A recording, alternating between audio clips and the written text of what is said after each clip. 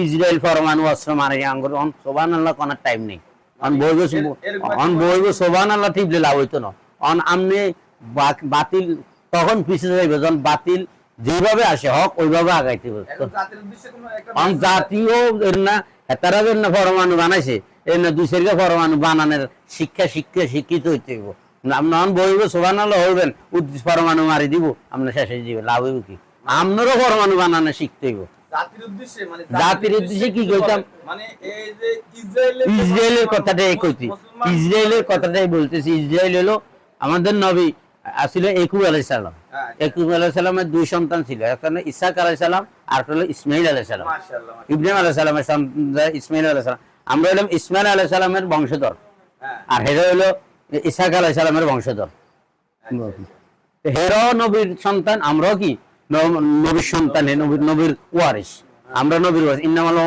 উলামা ওয়ারাসাতুল আম্বিয়া আলেমগণ পয়গম্বরগণের আরো বেশি ওয়ারিস কারণ আল্লাহ বলছে ইন্নামা ইয়াখশাল্লাহ মিন ইবাদিহিল উলামা এই পৃথিবীর মধ্যে যদি আল্লাহকে ভয় করে একমাত্র আলেমরা আল্লাহকে বেশি ভয় করে হাদিস আছে আকরামুল উলামা ফাইন্নামাহুম সামারাতিম ফামান আকরামাহুম ফাকাদ আকরামাল্লাহ রাসূল হে মুসলিম সম্প্রদায়ের মানুষ তোমরা অধিক পরিমাণ যথাযথ বেশি বেশি আলেমকে সম্মান করো কারণ তাদেরকে সম্মান করা রসুলকে সম্মান করা রসুলকে সম্মান করা আল্লাহকে সম্মান করা তাদেরকে অপমান করা রসুলকে অপমান করা রসুলকে অপমান করা মানে আল্লাহকে আল্লাহ রসুল বলছে হয় আলেম হও না আলেমের ছাত্র হও না আলেমের মহব্বতকারী হও খবরদার আলেম বিদ্বেষী হইও না আলেমের দিকে আঙুল তুলিও না হ্যাঁ কিয়ামতের দিন যখন জাহান্নামের দিকে চলে যাইব আলেমরা জান্নাতের দিকে যাইব তখন আল্লাহ কইব জাহান্নামীরা তোমরা চাও কে কারে চিনো কে কারে চিনো কে কারে চিনো যে যারে চিনো তার হাত ধরা চলে যাও সুবহানাল্লাহ যে আলেমের হাত ধরবো যে আমনে তো আমনের তো এক কাপ চা খাওয়াইছে আপনার লগে তো আমি দুই কথা বলছি আপনার তো এই সময় দেখছিলাম আপনার তো কথাগুলো আমি শুনছিলাম এইভাবে পরিচিত হইতে হইতে যে যারা আইবো যে আলেমের হাত ধরবো আল্লাহ তারে জান্নাত দিয়ে দেবে সুবহানাল্লাহ ইয়া হযরত গীবত সম্বন্ধে গীবত আল গীবতু আশাদ্দু মিনাজ জিনা গীবত জিনার থেকে নিকৃষ্ট গীবত হলো একজনের সামনে যে কথা বললে তার মনে আঘাত খায় পিছে এরকম একটা কথা বলে এটা কয় গীবত গীবত আল গীবতু আশাদ্দু মিনাজ জিনা গীবত জিনার থেকে নিকৃষ্ট জিনা করলে মাপ পাওয়া যায় কিন্তু গীবতের গুনাহ তওবা করলে মাপ হইতো না যার গীবত করতে আগে তার থেকে মাপ লইতে হইবে এরপর আল্লাহ থেকে মাপ এছাড়া কোনো রক্ষা নেই এটা হাদিস যেভাবে আছে এইভাবে এটা কোন হাদিস দ্বারা প্রমাণিত এটা আল্লাহ রাসূলের হাদিস হাদিস বেগুন কোন আনতে আছে কোন আনা আছে এটা কইলে না বুঝবেন হাদিসে আছে এটা আল গীবতু আশাদ্দু মিনাজ জিনা জিনা গীবত জিনার থেকে নিকৃষ্ট কারণ জিনা করছেন আপনি দুইজনে মিলে এটা তওবা করবেন আল্লাহর কাছে মাপ পাইবেন কিন্তু গীবতকারী একজনের গীবত এক মুসলমানের গীবত করবেন আপনি ঘরে দূরে যাই এটার গুনাহ সে মাপ করাবে যেটা আপনি মাপ পাইতেন বান্দার হক মাপ নাই আল্লাহর হক মাপ আছে এটা বান্দার হক তার ইজ্জতের উপর আপনি আঘাত করছেন একটা মুসলমানের ইজ্জত নষ্ট করা নিকৃষ্টতম সুদের উচ্চ গুণ হলো আল্লাহ নবীর সাথে যুদ্ধ করা নিম্ন গুণ হলো মায়ের সাথে শতবার জিনা করা কোরআনের মধ্যে নামাজ কায়েম করা কইছে 82 বার কবার সুদ খাওয়া আরাম কইছে 70 বার আর নামাজ আর কলব ঠিক করা কইছে 132 বার কবার 132 বার আর হুর খাওয়া হারাম কইছে একবার শুয়োর খাওয়া হারাম কবার একবার যেটা কইছে এটা লয় টক্কা দি উঠে হুরের গোস্ত 70 বার কইছে আপনার 72 বার 70 বার কইছে নামাজ কায়েম করো আর 82 বার কইছে নামাজ কায়েম করো 70 বার কইছে সুদ হারামরা আমরা গলাগলি দি খাই আর এইগুলা নিয়ে আমাদের কোন আর কলব ঠিক করে 132 বার এগুলা নিয়ে কোনো মাথা ব্যথা নেই এইজন্য বান্দারিরা কলব ঠিক করে কি ঠিক করে কলব ঠিক আর কলবে হারামিরাই আপনি সেজদা করবেন কোনো লাভ হইতো না কলবে হারামিরাই মানুষের অপমান করবেন মানুষের বেজ্জতি করবেন তুচ্ছ তাচ্ছিল্য ভাষা করবেন কোন আবাদত কাজ হইতো না খেলাফে পয়গম্বরকে সেরা গজিদ ইহার কাজ বমনজিল না খাওয়াত রসিদ নবীর তরিকা বিপরীত চলে কেউ কখনো গন্তব্যস্থান বেহেশতে বসতে হইতো না নবীর তরিকা আইতে লা ইলাহা ইল্লাল্লাহু মুহাম্মাদুর রাসূলুল্লাহ অর্থ কি আল্লাহ ছাড়া কোনো মাবুদ নাই আল্লাহ ছাড়া কোনো খালেক নাই আল্লাহ ছাড়া কোনো ইজ্জত দেনওয়ালা নাই সুস্থতার মালিক আল্লাহ অসুস্থতার মালিক আল্লাহ হায়াতের মালিক আল্লাহ মউতের মালিক আল্লাহ ইজ্জতের মালিক আল্লাহ কত ইজ্জু মান তাশা কত জিল্লু মান তাশা বিয়াদিকাল খাইর ইন্নাকা আলা কুল্লি শাইইন কাদির ইজ্জত সম্মানের মালিক কে আল্লাহ এই ইজ্জতের মালিক আল্লাহ বেইজ্জতের মালিক আল্লাহ রিজিকের মালিক কে রিজিকের মালিক আল্লাহ রিজিক করতে গাই অফিস সামাও রিজকু আসমান থেকে রিজিক আই রিজিক জমিন থেকে আই না করতে গে আসমান থেকে যদি বৃষ্টির ফোঁটা না পড়তো জমিনে ফসল হইলো হয়। এই জন্য রিজিক আসমান থেকে আসে, রিজিক বন্টন আসমান থেকে। যার আমল যত সুন্দর ওই আসমানে উঠবো, তার তার রিজিক তত সুন্দর ওই জমিনে নামবো। আমরা আমল খারাপ করি পৌঁছাইবেন, আপনার আমলটা তো ফেরেশতারা পৌঁছাইতেছে। আমল একটা লোকের নাকি 70টা বিবি হবে, 70 72টা 72, এটা তো কমই কইছেন। কত হইব আল্লাহ জানে। বেগয়ের হিসাবে এই উম্মতের জন্য বেগয়েরে যারা সেই আমল করতে পারে অবশ্যই জান্নাতে যাইতে দেরি। সুখ, জান্নাতের সুখ তো শেষ নাই। এটা সূরা আর রহমানে কইছে, শেষ নেই। আল্লাহ সূরা আর রহমানে কইছে হুরুম মাকসুরাতুম ফিল খিয়াম।